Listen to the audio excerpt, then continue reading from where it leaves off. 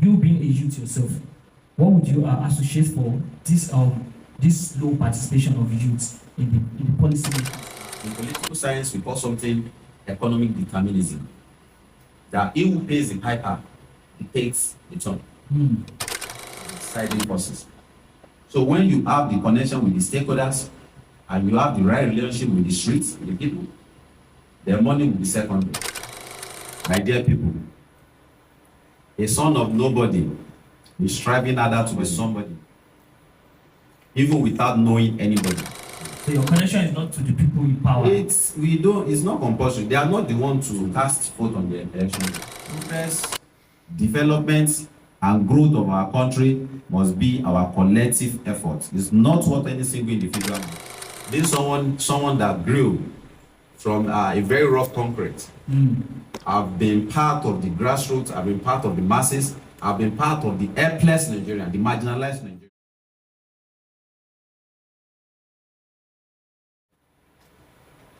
Abraham Lincoln, in one of his words, he said, before you judge people, try to put yourself in their shoe. And you realize, or you might have realized that if you were in the same circumstance, you might have done the same thing. I have known the man beside me here. He's like a brother. He's a friend. We've been together in the struggle for quite a while now. And I was surprised when he woke up one morning and said he wants to go into politics. Now, as a Nigerian, young Nigerian, when someone says he wants to go into politics, we understand that politics is a dirty game. It is for the few who are ready to dirty their hands, who are ready to swim in the mud. So when he said he wanted to go into politics, the first thing I said is, my brother is about to swim in the mud. But according to the word of Abraham Lincoln, he deserves the benefit of the doubt. He should be allowed to share his vision, his reason. And because I am close enough to him, I wanted to be the first person to interview him, to ask him questions. On that ground, I say welcome to another edition of OS Corner, where we discuss law, music business, and other political, social, economical issues. With me today, I have a brother, just where I've said before, he's a brother, he's a friend, by the name Ogun Samson. Thank you, sir. You're welcome, sir. As a member of the Nigerian youth, as a part of the family of the Ogbomoso people, I took my time to interact with some of our youths and have some couple of questions I would like to ask you, which I hope and I believe and I trust you will be answering with all sincerity, trust, and truthfulness.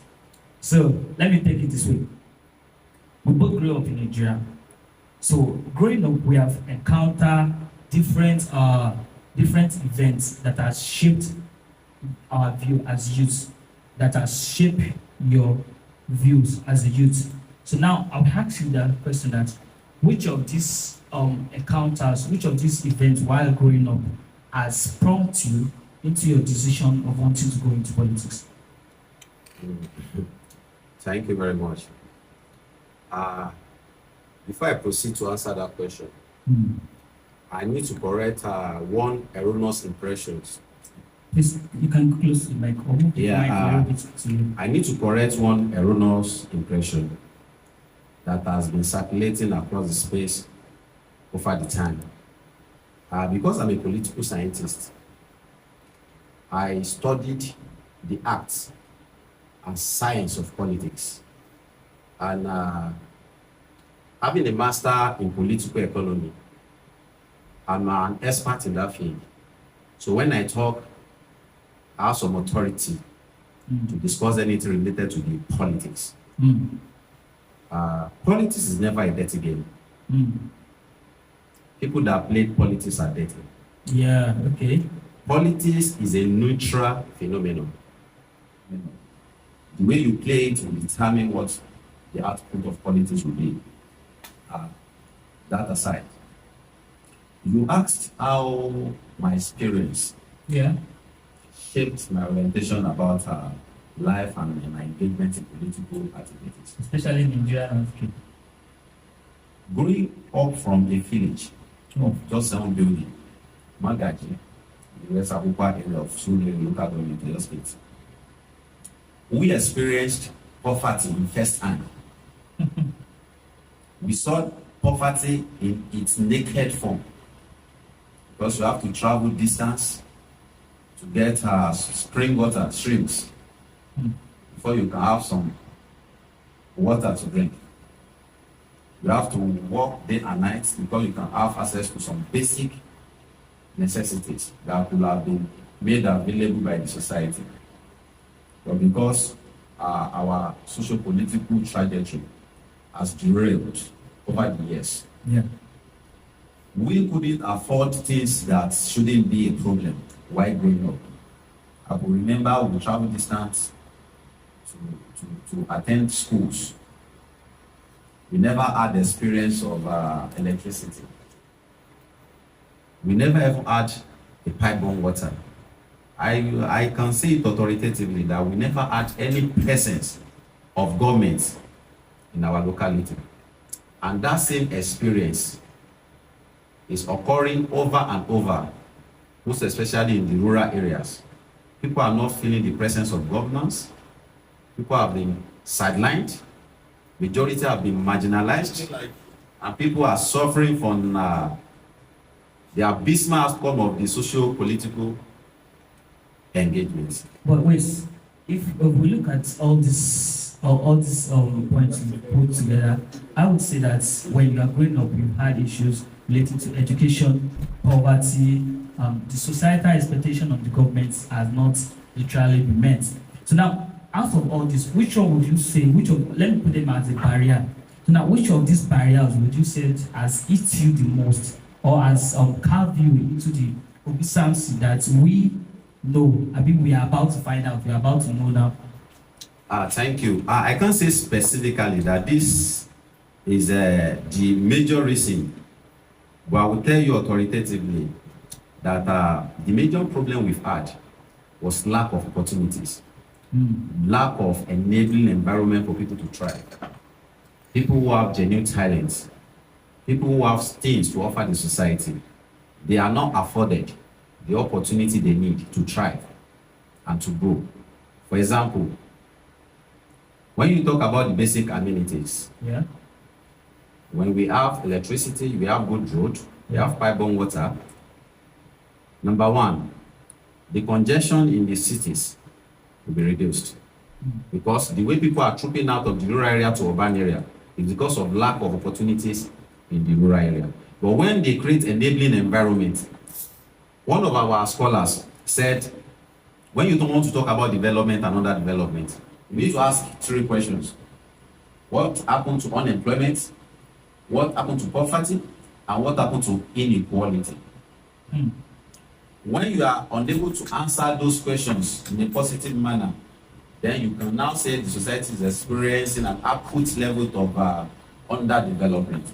Now, talking about unemployment, I can't say people in rural area are totally unemployed, but they are underemployed. There is a difference between being unemployed and being underemployed. They have maximum potentials that are not being utilized. They go to farm instead of transforming their passion into wealth generating. They don't have access to road to transport their farm products. That becomes a very rudimental bane to their economic activities. They don't have storage for their farm facilities, farm products. That's another challenge. They don't have basic amenities that could have made life to solve the problem of inequality, unemployment, and poverty. So lack of an enabling environment is the major bane, major challenge that we experience as people from rural area, and not only from rural area, all across the country. People are experiencing the same challenge. Lack of enabling environment for them to thrive. Okay, now we understand these issues, but let's bring it this way. Nigeria, statistically, I was checking some statistics this morning, and I realized that 60 to 70% of Nigeria are the youths. So that means we have larger number of youths in the country. But now, when you look at the positions of powers where you can effect change, we have less than 5% of youths in those places. So why would you, what would you think is the reason for this? You being a youth yourself, what would you associate for this low participation of youth in the policy makings? Let's put it that way. Thank you very much. You can look that from different perspectives. Okay. Why are you not participating in voting system? Mm. That's one aspect of political engagement. Then again, why are you not participating? Why are they not participating in electoral elections, contesting for elections? So the problem associated with the two scenarios is different. Let's talk about the reason why youth are not coming out to contest the way they were supposed to be. In political science, we call something economic determinism. That he who pays the piper dictates the tone. Mm. The political process in Nigeria is a bit financially encompassed. And as a youth, to gather such resources and push them into political engagement becomes like a risk. Mm.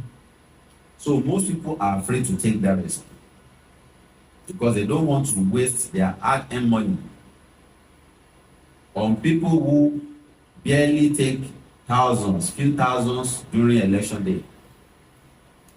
So that makes it become a very challenging problem for the youth because they don't have the resources. Poverty has engulfed the land. So let me cut it short now. You spoke about the economic reasons why youth cannot participate in election.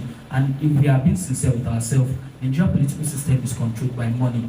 During election, in fact, for primary, you have to pay a lot of money for you to contest for primary in your political party, not to talk of competing against other people in the political party. You, that I know, Ogun Samson, you are going through a lot just like me. And with the economic need and stress when it comes to politics, even at the grassroots, you have to expend a lot of financial resources into pulling people to vote, to participate in the election process.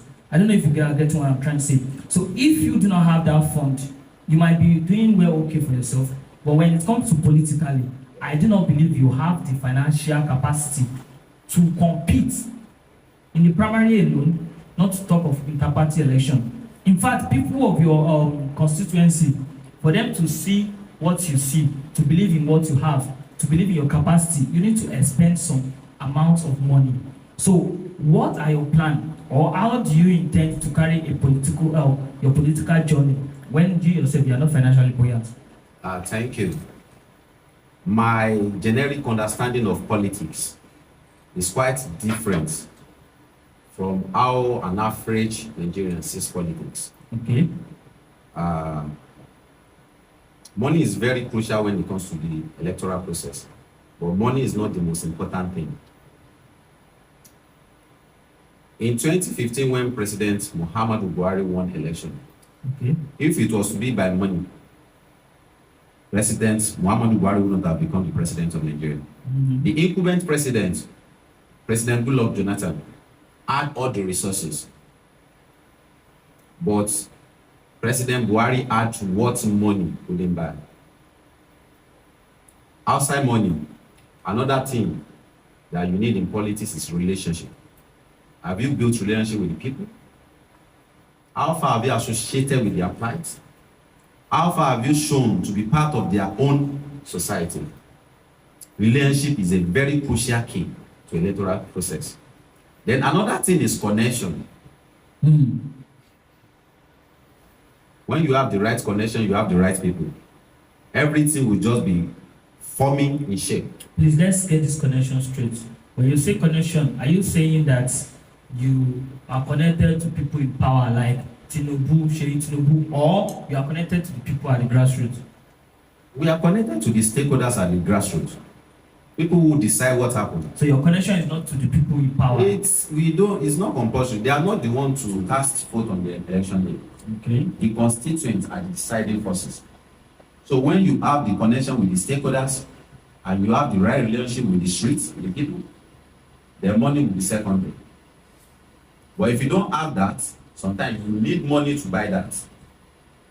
So, So some of the things you need money for in politics, we get it on the platter of gold. so where do you stand? You need money to buy that, or you already have it? We have already built with that capacity over the years. Associated ourselves, being a son of the farmer, being someone that grew from a very rough concrete. I've been part of the grassroots, I've been part of the masses, I've been part of the helpless Nigerian, the marginalized Nigerian. And I've always taken every opportunity given to me to associate with their plight, to speak for them, to fight for them. I told some of my constituents the other day, I said, our fathers, you sent us to school. You supported us to have a right education. Now we've gotten to the peak of our academic career. Then we have to come back and use that knowledge we've gathered to better the lot of our society. But now, if you are addressing our fathers like this, don't forget that I said it earlier that the largest number of population of Nigeria is controlled by the youth. How do you intend to? Because we need to understand now that we are clamoring for youth involvement in politics. So if I were you, which I will not you, but if I were you, my focus would be how do I bring the youths on board? Now, take very notice. During some election period in Ekiti State, I saw youth making videos of saying, we have collected our own 10,000, anything that want to happen. They have to do what they have to do. A lot of videos were circulating of youth selling their votes. So I don't want to say our youth are valuable, but you need to understand that people are controlled by money. How do you intend to bring the youth on board? Not for financial reason now, but because it is high time for youth to participate in the policy making of the country. Thank you. Being an active youth participant and being a youth leader for years, youth and student leaders for years, I've built a relationship that money cannot buy with the youth constituency. Okay. When people already see you as one of them, money cannot buy that. When I went home the other time and people came to welcome me in mass, I saw genuine passion, people yearning for changes and development. You can buy some people with money, but you can't buy everybody with money. They don't have that kind of money right now. Nah. We are not spending money. We are showing and passing the right message. And our antecedents crystally affirmed our stance. What we are saying what we have been doing, not only what we are going to do. Okay. So people know our track record, our trajectory, how we started and how we get to this place. And they know at every stage of our existence, we've always identified with the struggle of the commoners. We've always associated ourselves with the masses. And that is our plight. That is our agenda. Using the word just now that things you have done. Another phrases that is being used in Nigeria political landscape is, if you can't beat them, you join them. Now, you go into the house. What are your intentions of bringing changes? Because you need to understand that it's not something you can do alone. Now, with the, I don't want to say corrupt, but with the level of distrust we have in our leaders, going into the house, understanding the politics involved in policy makings in the house, how do you intend to navigate change that you will not be part of the problems we are actually crying about? Sincerely, the journey to redeem Nigeria is not a one-man show. It's not one any single individual can just implement. And that's why we've been trying to build a nexus, a connection of vibrant and agile and intelligent youth across the country. People who are patriotic, who have sincere interest of Nigeria at heart, who are willing to be the change they want to see. I'm not going into the election contest as an individual. I'm going there with an army of young Nigerians who are yearning for change.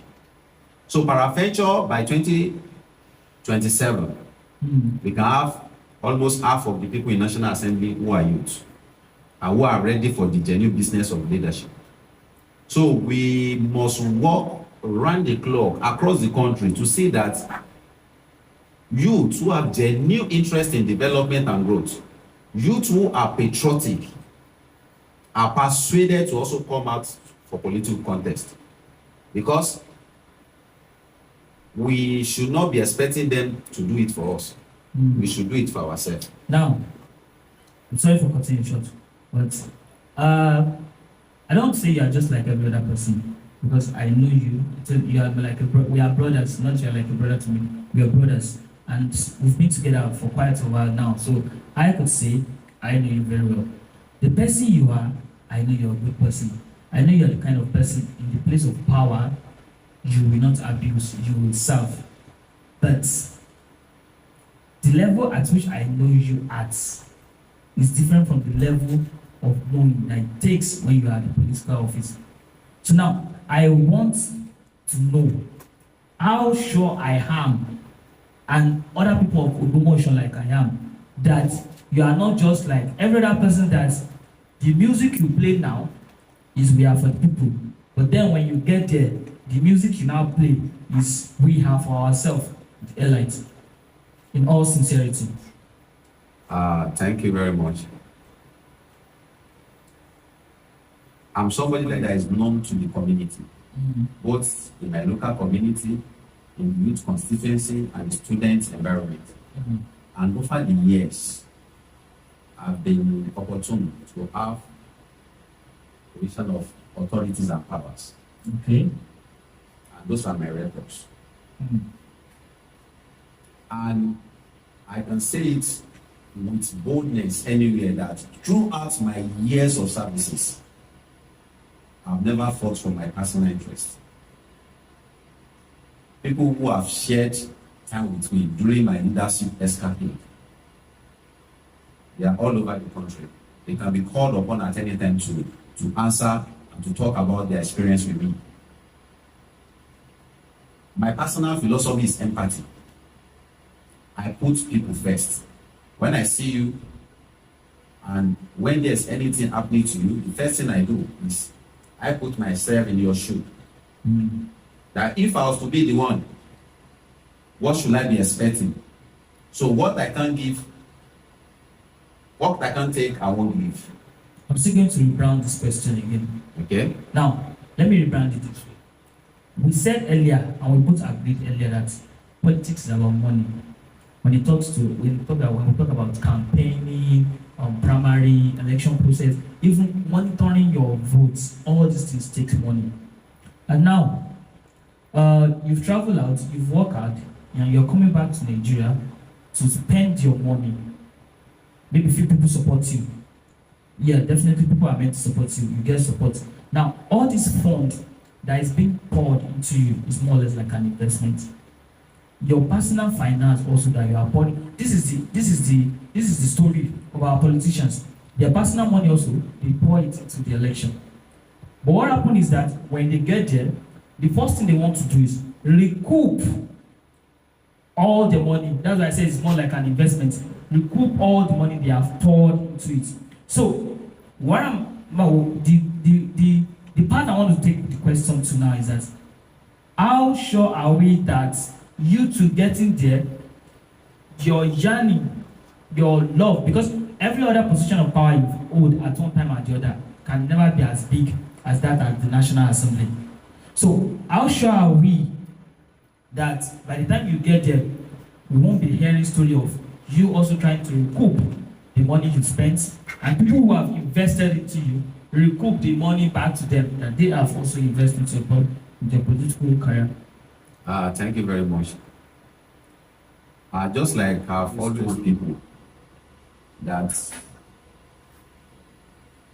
I only give 30% of my time and resources to politics. Politics is not my primary business. Okay. Politics is just like an hobby. So I have life outside politics. Policy or not, my life has been established to a significant extent. So my coming to politics, for example, since I come to politics, I don't spend money for people. I spend money for communities. I do things for the communities. Then I support individuals based on their needs. I have a foundation that I've been running before even coming into politics. We have been supporting people with basic needs, supporting communities, supporting groups, and even building infrastructures for the people in my local environment. So I don't need politics to do all these things. Whether I have opportunities in politics or I don't have opportunities, my commitment to service is there and it will always be there. Okay. So I'm not going there. That's why I cannot invest. I'm not seeing it as an investment. I'm not seeing politics as an investment. I'm seeing it as a clarion call to service. We are not going there to lead.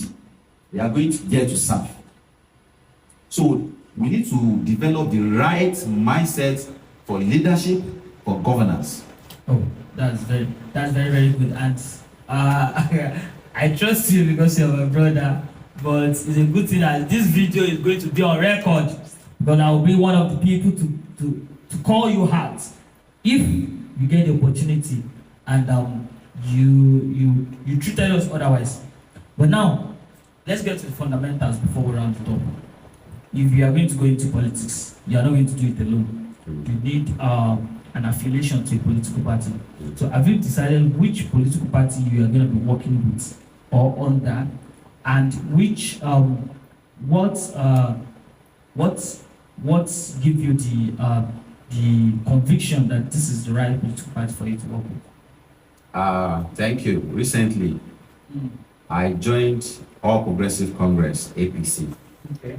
Simply because I'm naturally a progressive person. And when we look at the issue of progressive politics in Nigeria, APC is the only party that is an offshoot of progressivism. When you look at the historical trajectory of political development in Nigeria, starting from roughly 1949, when they established AG, Action Group in Yoruba Land. That's the beginning of progressive politics. Others are either conservative or something else. But the only progressive party has always been the ones that emanate from the southwest part of Nigeria. Babawolo and Co. So I'm being a progressive person. I will always associate with a progressive party. Although APC of today may not be what the ideal progressive that we want. But people like us are going into it to make sure that we return it back to the right track. Somebody must do it. And we cannot be expecting any other person to do it. We should be the one to do it. So me joining APC means I'm a progressive, and I will work with every progressive mind to make sure that we bring the party back to the line of progressivism that puts the interest of the people first. So my decision to join All Progressive Congress is because I have genuine passion to see that our people's interests become of paramount importance in everything we are doing. But where does your primary loyalty lies? Is it to the APC or to your people? My loyalty is always with the people. People first. For your political party? Political party is just like a vessel to serve the people. You can use the problem we have in the Nigerian political system is lack of ideology.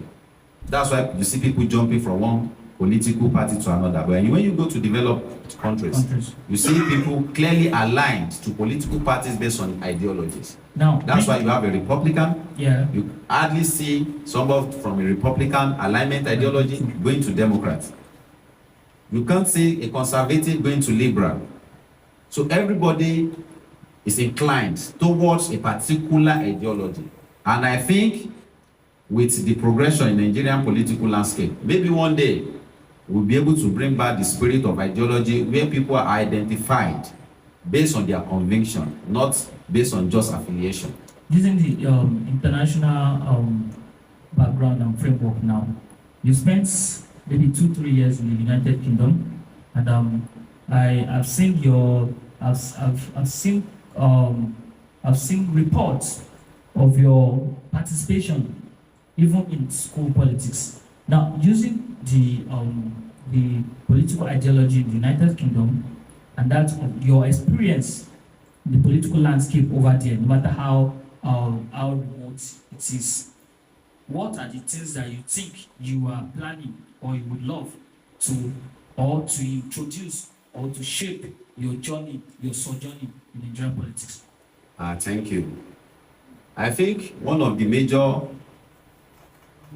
facts that I've identified and aligned with is that development, this thing called development, must be an intentional affair.